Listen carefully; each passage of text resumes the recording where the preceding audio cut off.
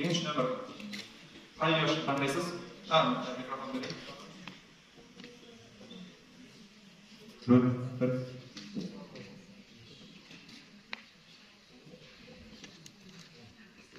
Екі. Екінші нөмір, екінші яшы. Екі.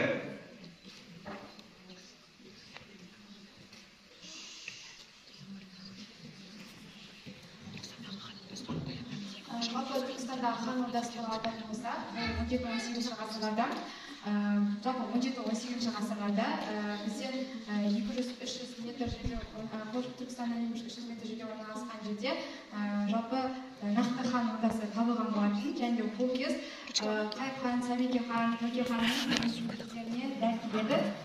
Жалпы сол жерден, яғни сол хандардың билеген кезінен нақты хан ордасы кезі уақыты сол кез деп айтады. Келесі Қожа Ахмет Яссауи хикметтерінде пайғамбардың қасиеттерін сипаттауын айтамыз. Жалпы Қожа Ахмет Яссауи, мысалы, біздің оқып жатқан хикметтеріміз енді даналық кітабы, яғни филолог хикметтер болғандықтан, бұның авторы Қожа Ахмет Яссауи бабамыз. Мұнда ол дейтін жалпы екі дүниенің, яғни осы дүниенің баянсыздығын, ол дүниенің ақилығын баяндап отырып, ажыратып, салыстырып отырып, бағанағы пайғамбардың қасиеттерін, пайғамбардың бағанағы бізге яғни имандылығын, жанашырлығын, кешірімді болғанын біле аламыз.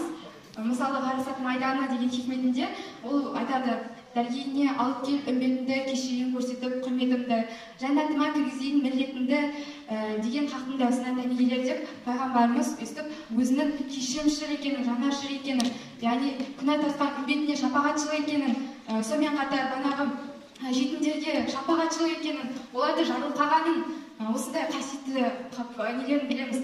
Сонымен қатар Абу Жахил залымға төзім қылған екенін, төзім қылған Мұхаммед деп, оның төзім қылғанын, яғни төзімшіл екенін, сабырлы екенін, бағанағы нәпсісін тыйып, бағанағы ислам дінін уағыздауда, халқын иманға шақырып, иман дінін уағыздауда көп еңбек сіңірген осы Мұхаммед пайғамбарымыз болып келеді. Пайғамбарлар, жалпы пайғамбарлардың имандылық, төзімшілдік, сабырлы.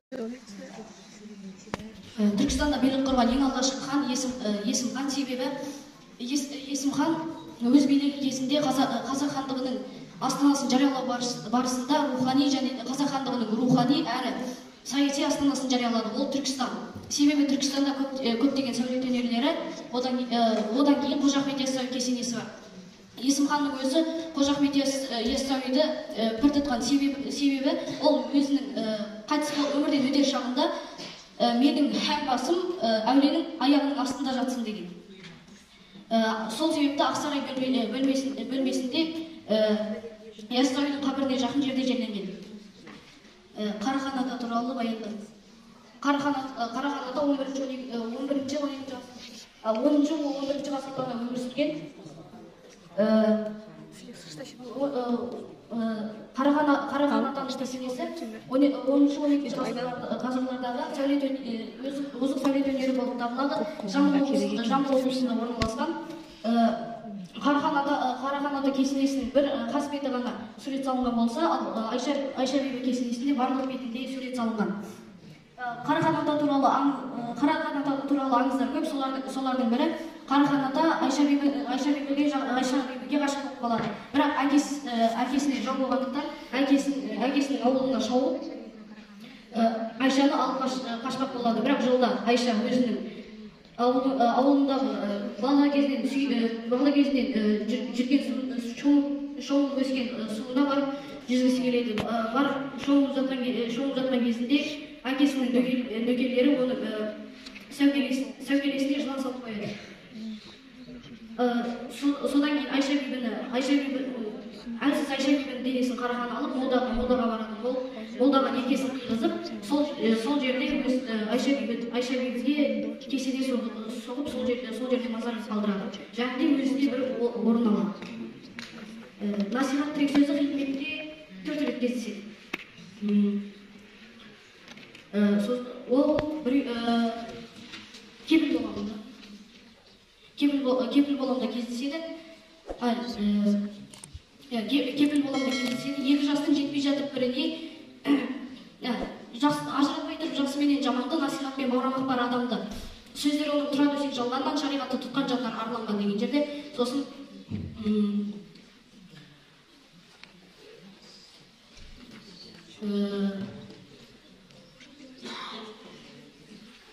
Құлқожа Ахмет өзіңе қыл насихатты, қалыпты айтып өзіңді ұмытып басын қатты. Толың ауыр қылмысың зортасын қатты деген жерде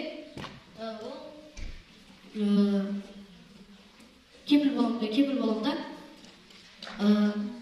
Үшіншісі Құлқожа Ахмет айтты, достар, Құлқожа Ахмет айтты сөзін тыңдары жоқ, өз-өзіне насихатты қылған жоқ. Насихатын қалыпқа айтып кетті, достар. Мен жерде 2 рет кездеседі, сонда барлығы 4 болады. Жақсы, сұрақтарыңыз бар ма? Келе берсін. Сұрақ қазір Есімханға байланысты. Есімханға байланысты сұрақ бар. Туған жылы, сосын кейін қайтыс болған жылы. Есімхан 1628 жылы қайтыс болған, ал бір деректерде 1644 жылы қайтыс болған дейді. Ал туған жыл жайлы нақты деректер жоқ, бірақ 1600. Түркістанда Астана қылған жылын айта қойшы. Түркістанда Астана қылған жылы 1620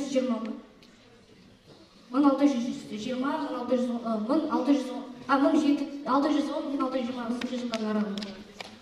Еңсеге бойлы ер есім Ташкентті кімнен тартып алды? Еңсеге бойлы ер есім Ташкент қаласын кімнен тартып алды? Ташкент қаласын Тұрсын ханнан тартып алды. Тұрсын хан мен Есімхан 598 жылы таққа келгеннен кейін 1599 жылдан бастап оған қарсы көрсеткендер көбейе бастайды. Солар бірі... Жақсы, болды. Жақсы, келесі 22 минутқа беріңіздер. 20. Қай? 20.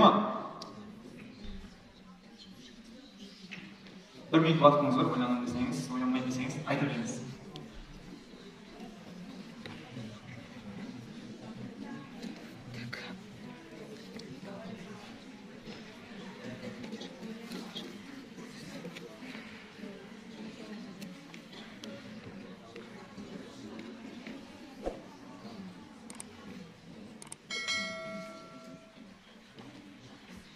Тәуке ханның 7 жағысы хақында не білесіз? Тәуке ханның 7 жағысы ол яғни жалпы айтқанда қазіргі тілмен нақты айтқан кезде бұл қазақтың бірінші конституциясы ретінде жазылған 7 жағысы. 7 жарғы деген сөз, яғни әділдік деген сөзді білдіреді. Және Тәуке ханның 7 жарғысы, яғни Есім ханның Қасым ханның бірге осы 3 рудың, яғни Қазыбек би, Төле бидің бірге қосылып, яғни Тәуке хан осы 7 жарғысын жасап шығарады. 7 жарғысын жасап шығару себебі сол кезде қазақ даласындағы неке жағдайы, тұрмыс жағдайындағы, яғни сол кездегі ұрлық секілді соған арнайы осы 7 жарғысын жасаған болады. Қасым ханның қысқа жолымен, Есім ханның ескі жолымен жасаған болады. Насыр екінші қайталанып тұрып, төсегенде пайғамбардың қасиеттерін қалыс бітті. Оғана бір келді ма? Жалпы осы қызметтерсі өзінің хикметтерінде ол егер жалған екендігін, яғни осы өмірде қандай жақсы тұлға болып тек Аллаға ғана құлшылық жасап керектігін айтып кеткен болады. Өзі секілді, яғни ол пайғамбар жасына келгеннен кейін құлбеттің астына барып Аллаға құлшылық жасаумен өмірін өткізген. Жай хикметтерде осы аталып айтқандай Мұхаммед пайғамбар, Абу Бәкір Сидиқ пайғамбар, Омар пайғамбар, Осман пайғамар, Мұртаза пайғамбарлар, яғни аталады. Оларға арнайы хикметтерде бар. Өзімді айтып кететін болсам, Абу Бәкір Сидиқ хақында көрген бойда қиланған Абу Бәкір Сидиқ қой, ұстын болып қиналған Абу Бәкір Сидиқ қой деген түрлі үзінділер бар еді. Рахым тілек сөзі хикметте неше жерде кездеседі, және хикметтен үзінді келтіріңіз. Рахым сөзі хикметте 7 рет кездеседі. Мен өзімді айтып кететін болсам, Хазіретке қалай барамын? Рахым алғым, рахыммен жанын алса, ниетімен Хазіретке барамын мен. Жолға түсіп жандай тағы шамы жанса, ниетімен Хазіретке барамын мен. 7 жерде кездеседі ба? Тағы да келіп аласыз ба? Или сұрақ қойсын ба? Сұрақ болса, сұрақтарыңыз ескерту болса, ескерту.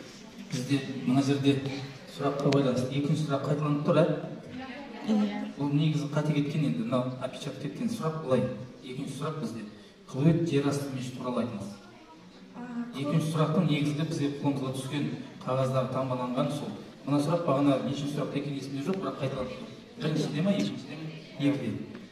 Онда сіздер сұрағыңызды қойыңыздар, біз жауап Міне береміз. сол сұрақты қойып отырмын. Біздің қолымыздағы Құлбет жер асты мешіті туралы айтыңыз. Құлбет жер асты мешітін мен нақтылай айтып кететін болсам, ол яғни республикалық маңызы бар ескерткіш болып саналады. Құлбет мешіті осы Түркістан қаласында орналасқан, енді ол бір бөлмеден орналасқан, күмбезделіп жасалған болады. Құлбет жер асты мешіті жартылай жер астында орналасқан болады. Осы 12-ші және 17-ші ғасырлар арасында жасалған болады. Қазіргі таңда 20-ші ғасырда осы ескерткіш ретінде қойылған болатын Құлбет жер асты мешіті. Сұрақ. Қай жерде дедіңіз? Осы Түркістан қаласында. Енді Түркістанда кім? Түркістан қай жер? Құлбет мешіті қай жерде орналасқан? Ол жалпы кімге қатысы бар? Қай адамға, қай тұлғаға? Жалпы ол жерде бөлмелер бар ма, жоқ па? Ол не ғимарат? Бұл жаққа Яссауиға байланысты Құлбет жер асты мешіті яғни сонда бұл жаққа Яссауи өзінің 63 жасына деді ғой, сонда осы Құлбет жер асты мешітіне барып тағзым еткен. Ол кішкентай ғана бөлме, яғни адамның бойымен бірдей болады, отырған кезде және де жатқан кезде оның аяғы түгелдей салынбайды. Және де онда терезелер болмаған, яғни ол сыртқы тіршіліктерге мән бермес үшін, яғни ойын бөлмес үшін, сондықтан жер асты Құлбетінде құлшылық жасаған. Жалпы осы жер асты Құлбетінде 40 күндей, яғни құлшылық жасайды екен. Алайда осы Құлбет Яссауи өзінің 63 жасында түсіп, 125 жасына дейін осы Құлбет жер астында құлшылық жасаған деген деректер бар. Жеті жарғы қай жерде қабылданды? Қай жерде қабылданды ба? Жеті жарғы қай жерде қабылданды?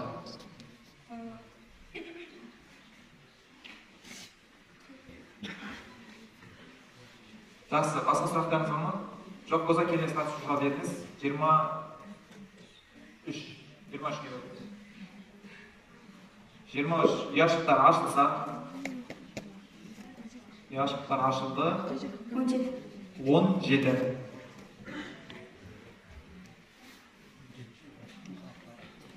Дайындалуға уақытыңыз бар. Дайындалып беріңіз.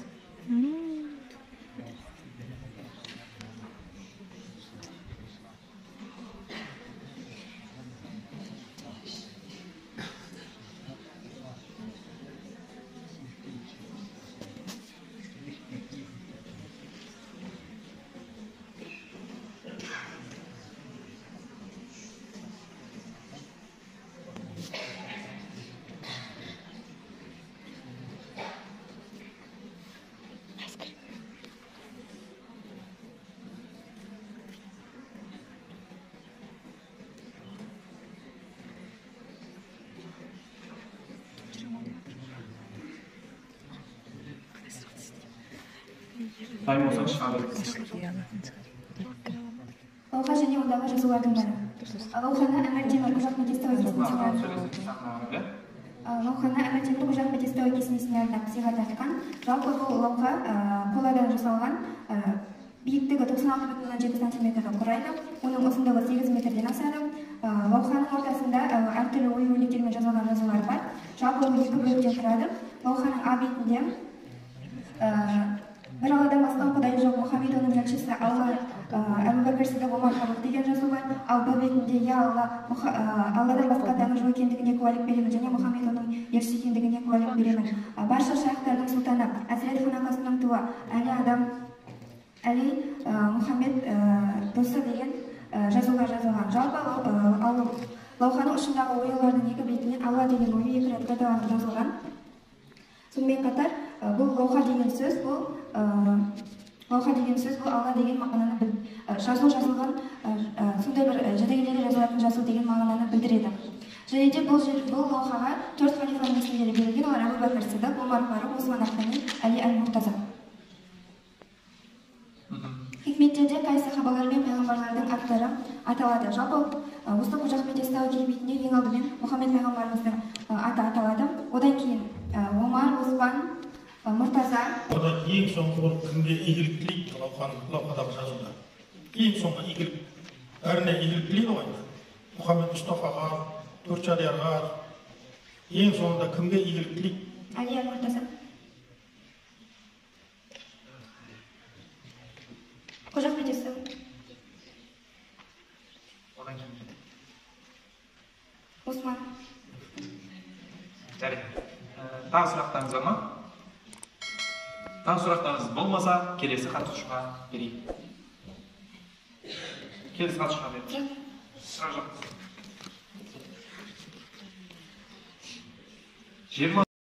Бізде 21-ші нөмірлі Айтқұлов Досханның бағасына келейік. Бірінші сұрағы бойынша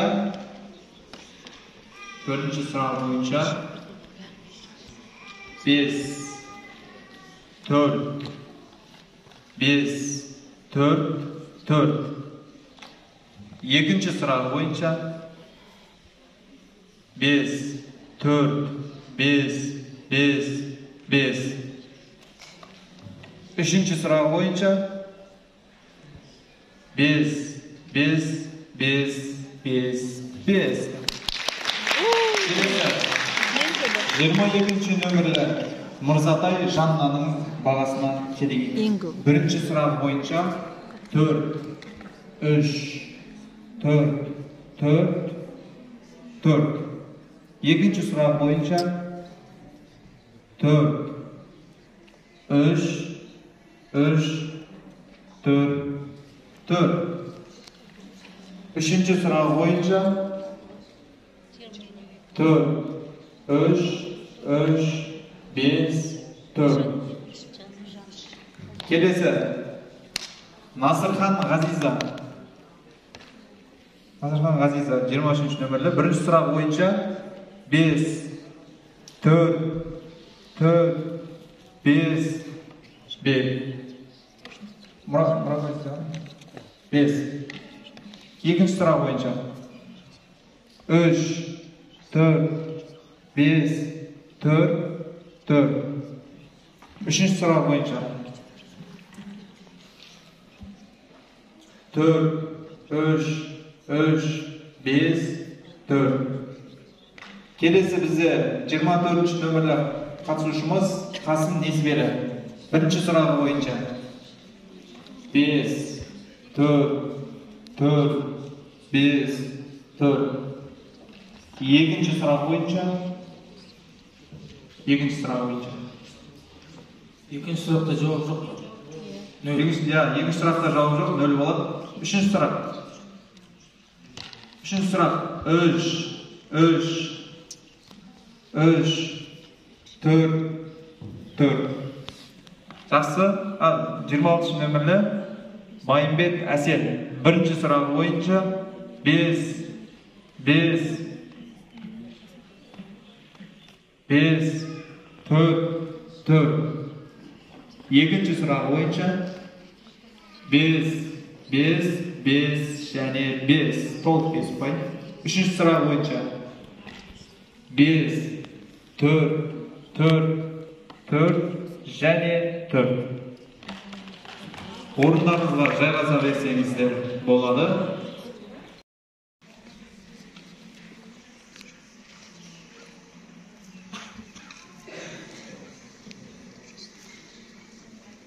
Алғашқы ислам мемлекеті ол Қарахан мемлекеті деп есептелінеді.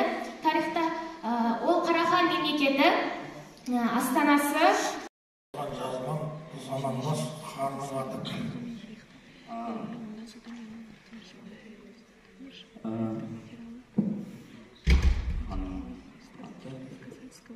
Нұрмамас тарихшы. Гаухар ана ғұмырнамасы мен кезінес туралы баяндаңыз. Гаухар ана осы ақылды әлі ойшыл Қожа Ахметтің қызы болған, және ол ешкім ол бала сүймегендіктен әкесі оны сенің еміңнен жазылғандықтан барлығы сенің балаңе қызын жұбататын болған, және Гаухар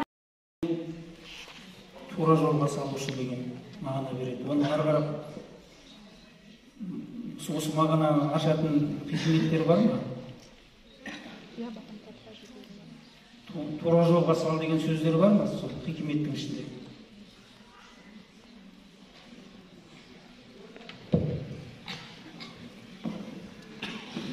أنت الخاتم.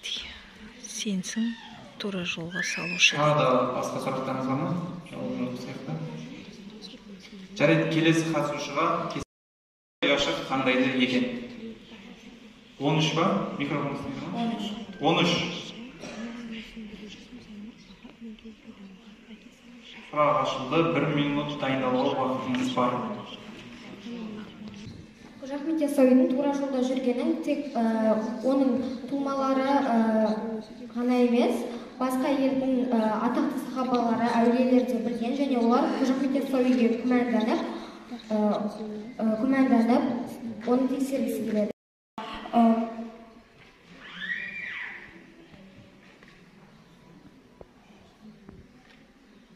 Төртіншіде жар болған Алла шері Әлидір, миғражда бар болған Алла шері Әлидір.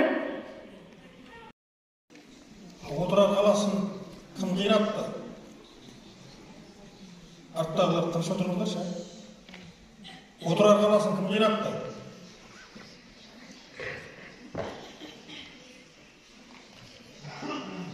Оқытқан жоқ па сізді? Шыңғысхан шоқты, Қайырхан қорғады деп. Жоғарды. Шыңғысхан шапты деп айтты ғой. Жарайды. Келесі тағы сұрақтарыңыз бар ма? Жоқ, тұрады. Шыңғысхан шапты деп оқытқан жоқ па не? Дәулет өзгерген ба онда?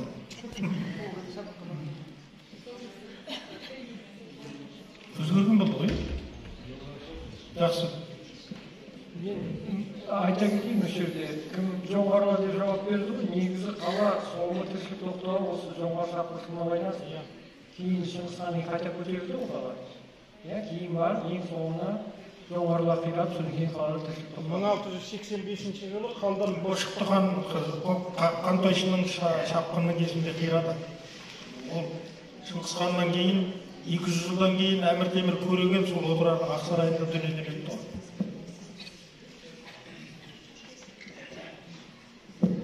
Өңшең тарихты ішіп алған ғалымдар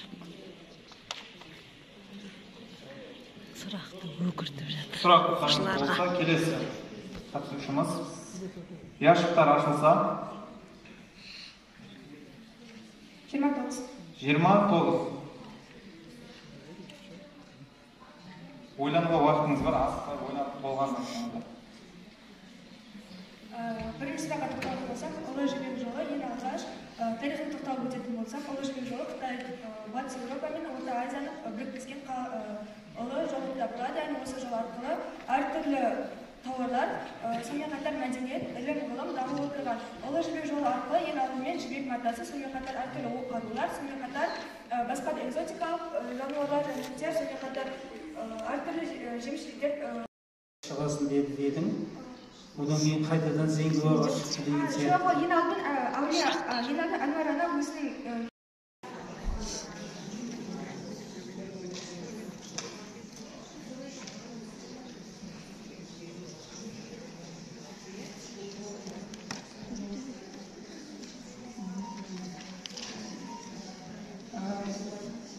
Ахмет Игнеги туралы айтыңыз.